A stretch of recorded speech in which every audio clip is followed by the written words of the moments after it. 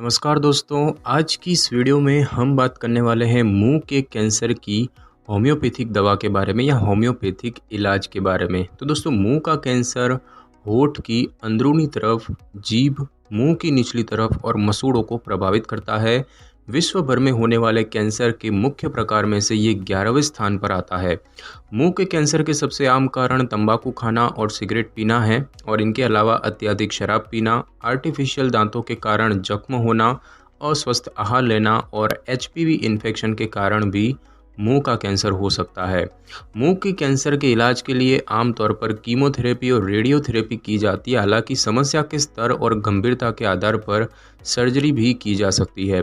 मुंह के कैंसर के इलाज के लिए होम्योपैथिक इलाज को मुख्य इलाज के साथ उपयोग करना एक अच्छा विकल्प है। शुरुआती चरणों के लिए वैकल्पिक होम्योपैथिक दवाएं उपयोगी और सुरक्षित होती है और ये दवाएं एंटी कैंसर दवाओं के दुष्प्रभावों को कम करने में भी मदद करती है।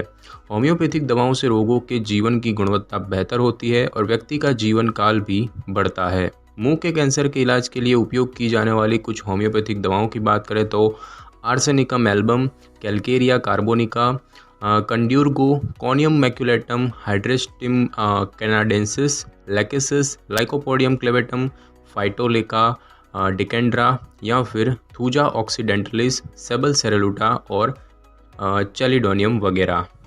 दोस्तों, बात की जाए कि मुंह के कैंसर का होम्योपैथिक इलाज कैसे होता है, तो होम्योपैथी में समस्या का इलाज करने के लिए आमतौर पर किए जाने वाले इलाज से अलग तरीकों का इस्तेमाल किया जाता है।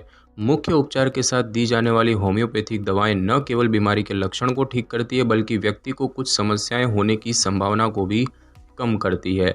शुरुआती चरणों में उपचार लेने से होम्योपैथिक दवाएं कैंसर को बढ़ने और फैलने से रोकती है और बाद के चरणों में होम्योपैथिक दवाएं एंटी कैंसर दवाओं के दुष्प्रभावों को रोकती है, जैसे कि मतली, उल्टी, कमजोरी और भूख ना लगना।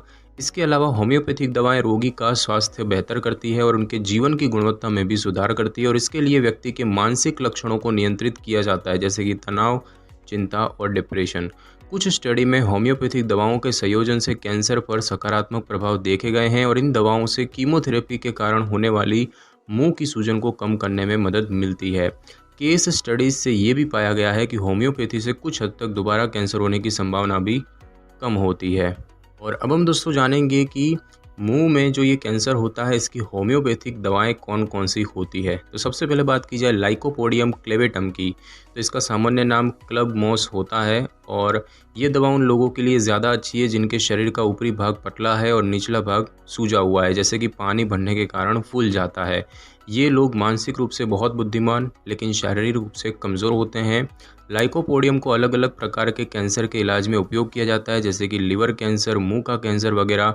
और कुछ ऐसे लक्षण हैं जिसमें कि इस दवा से राहत मिलती है, जैसे कि मुंह सूखने के बाद भी पानी पीने का मन ना होना, जीभ में सूजन के साथ उस पर छोटे छोटे फोड़े होना, जीभ पर छालों के कारण तेज़ दर्द और मुंह में जलन होना, मुंह का स्वाद कड़वा होना और जीभ पर मोटी सफ़ेद परत जमना, खाने का स्वाद खट्टा लगना, खट्टी डकार आना, बार बार पेट में गैस होना, उदासी, डिप्रेशन, डर और चिड़चिड़ापन, पेट में बेचैनी होना, मौत का डर लगना, व्यक्ति का आत्मविश्वास खो जाना और उसे डर लगना और ऐसे में व्यक्ति किसी से बात करना पसंद नहीं करता है, गर्मी या ताप से लक्षण बढ़ जाना, मुंह और गले में दर्द होना जो कि गर्म खाने पीने से कम हो जाता है। किसी जीव के शरीर में या बाहर किए जाने वाले दोनों ही प्रकार के टेस्ट में लाइकोपोडियम का कैंसर पर सकारात्मक प्रभाव देखा गया है, जैसे कि liver cancer, cervical cancer, breast cancer, पित्त का कैंसर या फेफड़ों का कैंसर वगैरह। स्टडी से ये भी पाया गया है कि इस दवा से कैंसर कोशिकाओं को खत्म करने में मदद मिलती है और ये दवा कैंसर कोशिकाओं को नुकसान भी पहुंचाती है और इसके कारण कैंसर कोशिकाओं की वृद्धि कम होती है और ये फैलती भी नहीं है। इसके बाद दोस्तों बात की जाए थूजा ऑक्सीडेंटलिस की, तो इसका सामान्य नाम आर्बर विटे भी होता है और ये दवा उन लोगों को ज़्यादा सूट करती है जिनका रंग गोरा है और मांसपेशियां कमज़ोर हैं। इन लोगों को बारिश में और नम मौसम में समस्या अधिक होती है। थूजा का उपयोग कई प्रकार के कैंसर के इलाज में किया जाता है और इसमें कुछ लक्षण इससे ठीक किए जा सकते हैं, जैसे कि मसूड़ों में गांठ बनना जिससे कि आसानी से खून निकल आता है, जीभ पर गले के पास ट्यूमर होना जिससे कि बोलना मुश्किल हो जाता है, जीभ के नीचे मौजूद रक्त कोशिकाओं का गाढ़ा लाल या बैंगनी दिखना, मुंह में मीठा, कड़वा या सड़े हुए अंडे का स्वाद आना, जीभ पर और मुंह के अलग अलग हिस्सों में दर्दनाक छाले होना, ताप से सुबह और दोपहर के 3 बजे के बीच और कॉफ़ी पीने से दर्द बदतर हो जाना। लैब एक्सपेरिमेंट में ये सिद्ध हुआ है कि थूजा ऑक्सीडेंटलिस से कैंसर कोशिकाएं खत्म हो जाती है, लेकिन जानवरों पर किए गए स्टडी में ये पाया गया कि इस दवा से कैंसर कोशिकाओं को नुकसान होता है, जिससे कि कोशिकाओं का विकास भी सीमित होता है। तीसरी दवा होती है आर्सेनिकम एल्बम, जिसका सामान्य नाम आर्सेनिक ट्राइऑक्साइड होता है, और ये दवा उन लोगों के लिए अच्छी है जो कि कमज़ोर हैं और जिन्हें खून की कमी है। अलग अलग प्रकार के कैंसर में ये दवा उपयोग की जाती है, जैसे कि त्वचा का कैंसर और मुंह का कैंसर।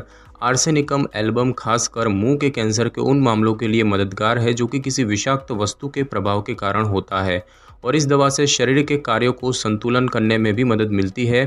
तो कुछ ऐसे लक्षण हैं जिसमें कि ये दवा दी जाती है, जैसे कि कैंसर के कारण होठों, जीभ और मुंह के अंदरूनी हिस्सों में छाले होना, मसूड़ों से खून आने के साथ अत्यधिक जलन होना, मुंह के अंदर जलन और दर्द होना जो कि रात के समय बढ़ जाती है, जीभ के सूखेपन और लाली के साथ चुभन वाला दर्द होना, मसूड़ों से खून आने के कारण मुंह का स्वाद मिट्टी जैसा होना, गर्म पानी पीने की इच्छा होना जिससे कि जलन और दर्द में राहत मिलती है, दर्द होना जो कि कुछ ठंडा पीने से बढ़ जाता है, अत्यधिक कमजोरी होना, बेचैनी के साथ चिंता होना और मौत का डर लगना। एक स्टडी में ये भी सिद्ध हुआ है कि आर्सेनिकम एल्बम से कीमोथेरेपी और रेडिएशन थेरेपी के कारण होने वाली मुंह की सूजन कम होती है, और वैज्ञानिक तौर पर यह सिद्ध हुआ है कि ये दवा मुख्य उपचार के साथ दी जाए तो इससे कैंसर के विकसित चरणों में मदद मिलती है, और इससे मुंह और दिमाग के कैंसर के शुरुआती मामलों में कोशिकाओं का विकास भी रुकता है। उसके बाद दोस्तों बात की जाए कंड्यूरगो की, तो दोस्तों इसका सामान्य नाम कॉन्डोर प्लांट होता है, और ये दवा उन लोगों के लिए अच्छी है जो कैंसर के कारण कमज़ोर और निर्बल हो चुके हैं। तो कुछ लक्षणों में ये दवा बहुत ही अच्छी है, जैसे कि मुंह के कैंसर के कारण जीभ के अलग अलग हिस्सों में दर्दनाक फोड़े या गांठें होना जिससे कि मुंह में जलन और दर्द होता है, मुंह के कोनों में मांस फटना जिससे कि बहुत दर्द होता है। जानवरों पर किए गए स्टडी से ये साबित हुआ है कि इस दवा से फेफड़ों के कैंसर के मामले में कोशिकाओं को खत्म किया जाता है। अमेरिका के नेशनल कैंसर इंस्टीट्यूट ने भी ये माना है कि ये दवा ग्रास नली के कैंसर के इलाज के लिए भी मददगार है। उसके बाद बात की जाए रूटाग्रेवियोलेंस की, तो इसका सामान्य नाम रूबिटरवर्ट होता है, और ये दवा मजबूत और स्वस्थ शरीर वाले लोगों के लिए अच्छी है, और इस दवा का उपयोग बड़ी आंत और मुंह के कैंसर जैसे अन्य कैंसर के इलाज में मददगार है। और उसके बाद बात की जाए हाइड्रेस्टिस कैनाडेंसिस की, तो इसका सामान्य नाम गोल्डन सील होता है, और ये दवा बूढ़ों लोगों के लिए अच्छी होती है जो कि कमज़ोर हैं और आसानी से थक जाते हैं, खासकर किसी लंबी बीमारी के कारण। हाइड्रेस्टिस कैनाडेंसिस को मुंह की श्लेष्मा झिल्ली और पेट और लीवर के कैंसर के इलाज के लिए उपयोग किया जाता है, और ये कुछ लक्षणों के इलाज के लिए मददगार है, जैसे कि श्लेष्मा झिल्ली से गाढ़ा और चिपचिपा पीला रिसाव होना, मुंह के कैंसर के साथ छाले होना या फिर जीभ फूलना, ढीली होना और उस पर दांतों के निशान बनना। और अब हम दोस्तों जानेंगे कि होम्योपैथी में मुंह के कैंसर के लिए क्या खान पान होता है और जीवन शैली में क्या बदलाव करना है, यानी कि क्या करना है और क्या नहीं करना है। तो होम्योपैथिक दवाओं को बहुत ही नियंत्रित और कम खुराक में दिया जाता है, जिसके कारण उनके प्रभाव पर आसानी से बुरा असर पड़ सकता है।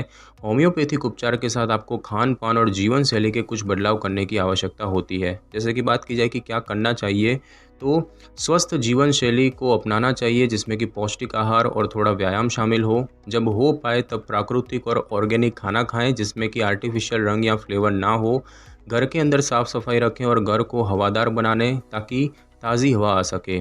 आरामदायक कपड़े पहने जो कि मौसम के अनुसार सही हो। किताबें पढ़ें और दिमाग को शांत करने वाली मेडिटेशन करें ताकि आपको चिंता या स्ट्रेस ना हो। बात की जाए कि क्या नहीं करना चाहिए, तो स्ट्रॉन्ग पेय पदार्थ न लें, जैसे कि कॉफ़ी, तीखे सूप या फिर जड़ी बूटी, जिनसे कि होम्योपैथिक दवाओं के कार्य पर बुरा असर पड़ सकता है। ऐसा खाना पीना न लें जो कि तीखा हो, जिसमें कि आर्टिफिशियल फ्लेवर या रंग हो। अस्वस्थ, खराब या सड़ी हुई सब्जियां, मीट या मछली ना खाएं। नमक और चीनी को अधिक मात्रा में ना लें। अत्यधिक खाने से बचें। नम और गीले वातावरण में ना रहें। तेज़ परफ्यूम या एयर फ्रेशनर का इस्तेमाल ना करें और ऐसी स्थितियों से दूर रहें जिनसे कि दिमाग में तनाव, चिंता या उदासी बढ़ती है। और अब हम दोस्तों जानेंगे कि मुंह में ये जो कैंसर होता है इसके होम्योपैथिक इलाज के क्या नुकसान होते हैं। तो दोस्तों होम्योपैथिक दवाएं बहुत ही सुरक्षित होती है और मुंह के कैंसर के शुरुआती चरणों में इलाज के लिए बहुत असरदार है, और इनसे दर्द, कमजोरी, मतली, उल्टी, त्वचा की सूजन और अन्य दुष्प्रभाव ठीक होते हैं जो कि कीमोथेरेपी और रेडिएशन थेरेपी के कारण होते हैं। हालांकि कोई भी दवा लेने से पहले डॉक्टर से परामर्श लेना बहुत ही आवश्यक है। और कुछ सुझावों की बात की जाए तो मुंह के कैंसर के शुरुआती चरणों के लिए होम्योपैथी एक बहुत ही अच्छा विकल्प है। अगर एक योग्य होम्योपैथिक डॉक्टर की सलाह से ये ली जाए तो इन दवाओं से शुरुआती चरणों में कैंसर कोशिकाओं की वृद्धि कम होती है और बाद के चरणों में मुख्य उपचार के साथ होम्योपैथी का उपयोग किया जाता है, जिससे कि कीमोथेरेपी और रेडिएशन थेरेपी के कारण हुए दुष्प्रभाव ठीक किए जाते हैं। तो दोस्तों आज की इस वीडियो में बस इतना ही। अगर आपको मेरी ये वीडियो और जानकारी अच्छी लगी हो तो वीडियो को लाइक और शेयर कर दीजिए और कमेंट करना बिल्कुल भी ना भूलें। और अगर आप हमारे चैनल पे नए हैं तो चैनल को कर लें सब्सक्राइब और बेल आइकन के बटन को ज़रूर क्लिक कर लें ताकि मेरी नई वीडियो की नोटिफिकेशन सबसे पहले आपको मिल सके। Thanks for your time.